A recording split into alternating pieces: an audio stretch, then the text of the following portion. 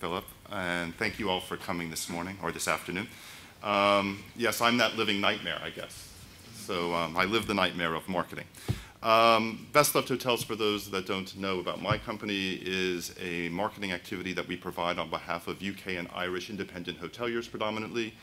We've been around since 1993 and have evolved from being a print publication to a pure electronic platform. That said, when Philip asked me to chair this, the first thing that came to my mind was 2020. And the first thing that I then went through my head was, okay, that's about 8 years from now.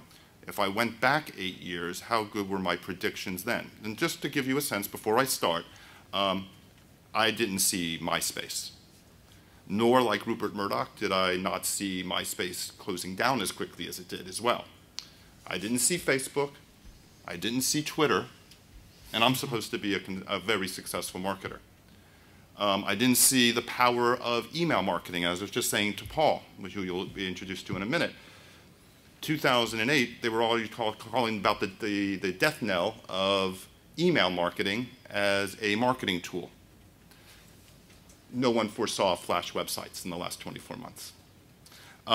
So it is a very fraught situation when any of us tries to sit above you and say, we know what's going to happen in 2020.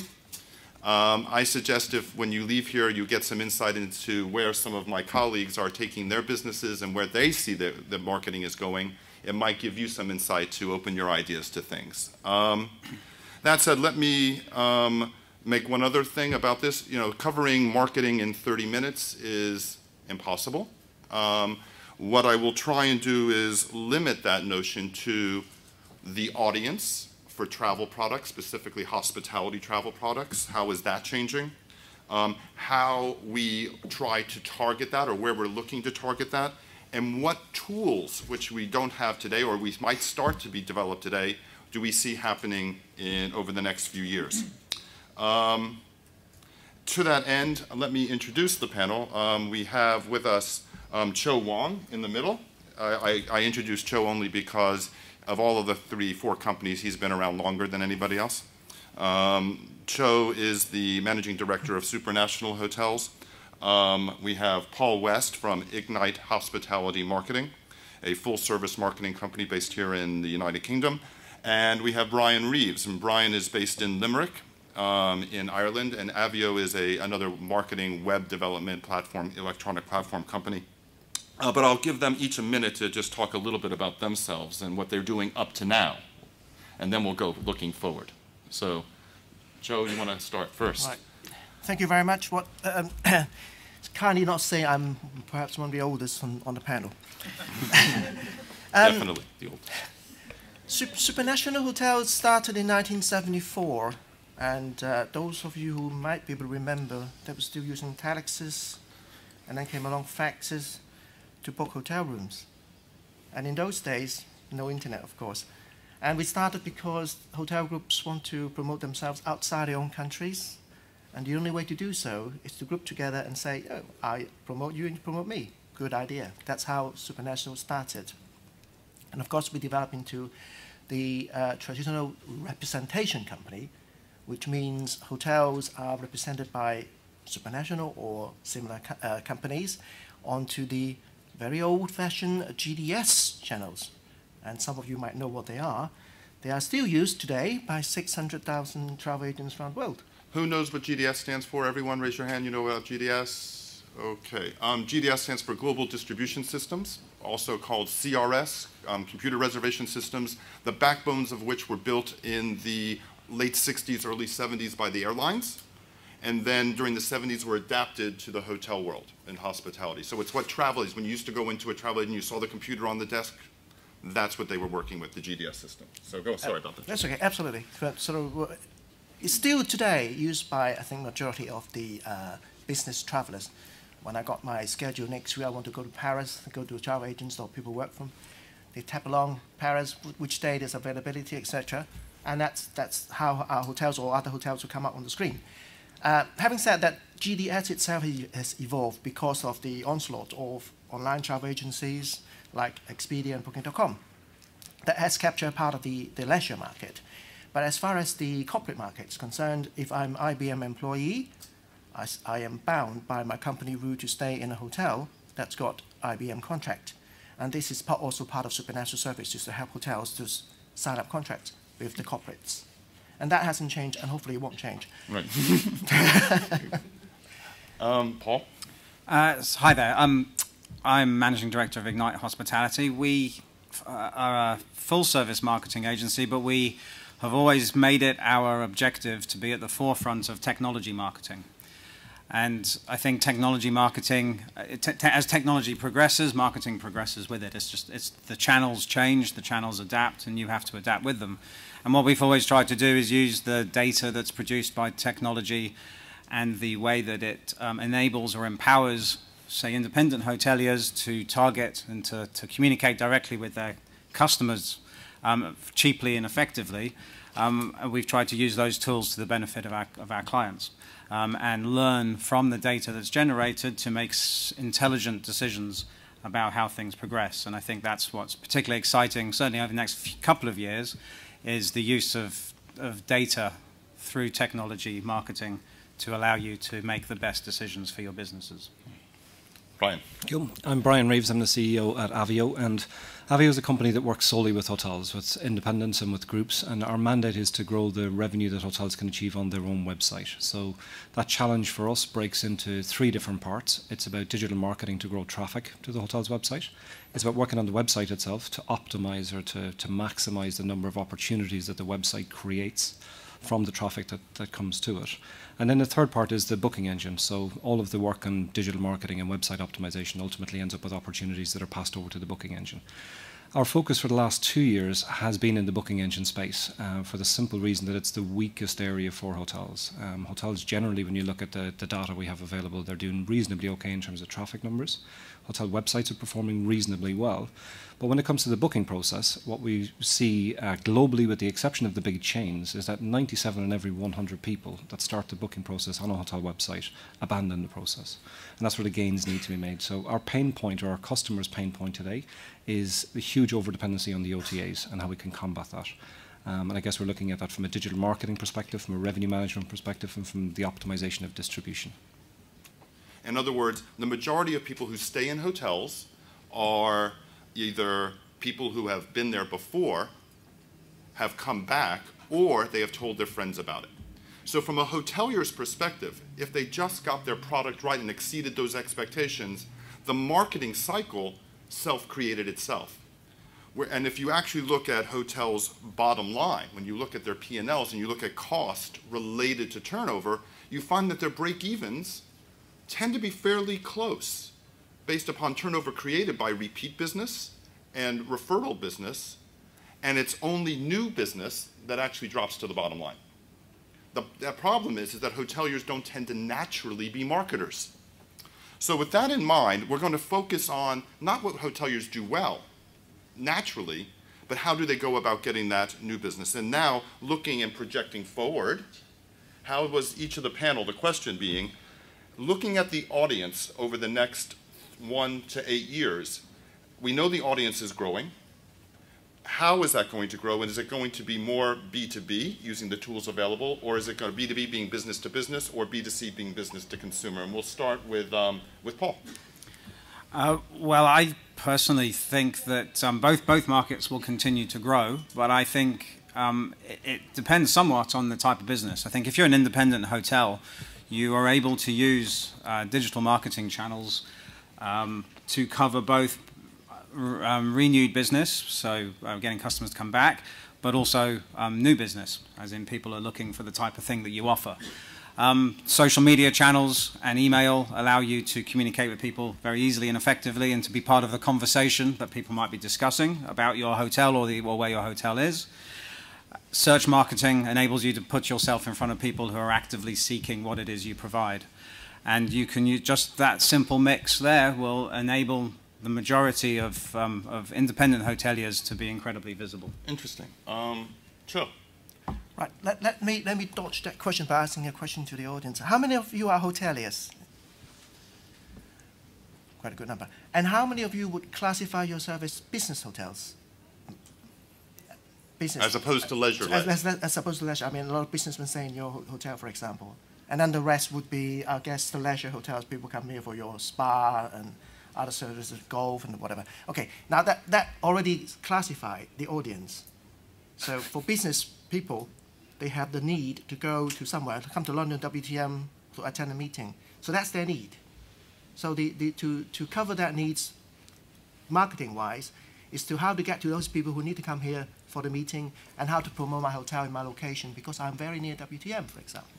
So that's one thing. Leisure business, people don't go to an ABC hotel because I'm going there for holiday. People go to, normally, a destination to go on holiday, and then they search on that destination what hotels are there.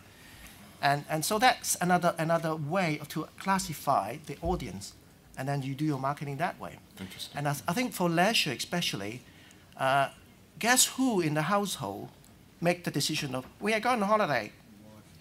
The wife. And guess who say, I like that hotel?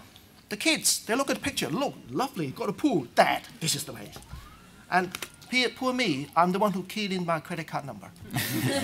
but that's exactly how we as hoteliers target the audience and use those channels to get the right audience to do so. Interesting. Brian. I think I'll give a slightly more evasive answer maybe to it. I think the channels that are going to grow well for hotels are the channels that hotels are going to learn to use well. I think there's the latent opportunity, for example, that there is within pay-per-click marketing, within email marketing, within digital display, retarget marketing, are phenomenal. But that's the channels themselves. But what about the actual audience? Do you see it? Well, I think what you're seeing, Jeffrey, is if you break the audience by channel, I mean, if we look at it from a technology perspective, to take a snapshot of where we are in 2012 and some of the tools that are available. So to look at the technologies in isolation, on a hotel's website, we can tell before the homepage of the hotel's website opens, we can tell who the customer is, what they've just searched for if they've come from a search engine, what country they're in, what language they speak, what currency zone applies to that country. And we can tell thereafter how they use the website. So if you talk about selling effectively to that customer, we have a terrific amount of data available to do that sale more effectively. When we look at attribution, we'll see reports from Google that will say that the average booking, you'll see that the customer has touched 10, 15 different points. They'll have maybe found you on PPC, come back, found you on SEO, they'll have looked at you on TripAdvisor, maybe gone to a meta search site like Trivago. And there's technology available now. There's some very clever technology in attribution modeling that can give you a picture of what that customer's journey is like, and from a behavioral perspective, tell you what's being more influential amongst those channels. What we haven't succeeded in doing so far is converging that technology through the integration of the different data systems. And that's really the scope for growth. And if we were to take a picture from my perspective to 2020, it's going to be the opportunities that surround that kind of convergence. As you can see from the panel, there is a heavy emphasis on technology as the forefront or the core of any hotel's marketing.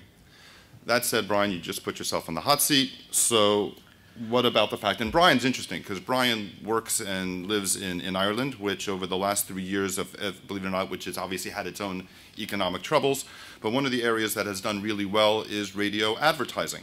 And radio advertising in the hospitality industry in particular has been very successful in terms of time spent and money spent on it. Where do you see things like, print, newspapers, radio, television, direct marketing, mail marketing, is that a part of the mix? And that's a question for all three of you. So if you, with just one sentence, just say it can be a part of a hotel's marketing strategy, or have we moved on from that? I think it's very much a part of the overall strategy. I think it needs to form part of an overall attribution model, and offline needs to be looked at as importantly as the online does from an influence perspective. Right. Cho? Same answer. And I think unless you say over 20s cannot travel, then there's a different story. They all tweet and book their rooms on their gadgets. But if we talk about the whole spectrum, every single way of marketing should be considered. I consider those offline channels to be what is termed interruption marketing. So Okay, it's interrupting somebody from whatever it is they're doing to put your message in front of them. And that's a scattergun approach. It's you're firing wide, and you hope that a few people pick up on what it is you're trying to say. So I personally think that it's becoming less and less important. The more that you build your own data, and the more that you learn through the systems like what Brian's describing, because the part of the problem with interruption marketing is it's very hard to measure. So the question then is, how do we engage them? How do we engage the customer going forward? Larry Ellison, by the way, is who I was thinking of. Larry Ellison, a formidable man, as the head of Intel, last week mentioned the fact that by 2020, he was willing to predict stuff. So I figured, hey, why not? So if he's willing to predict 2020, but I thought it was an interesting prediction. He said by 2020, there would be 20 billion mobile devices held by consumers. Well, how we communicate and using that as a technology point, that everyone is has a walking encyclopedia for any product or service by 2020, almost anywhere in the world, really does begin to stretch the mind.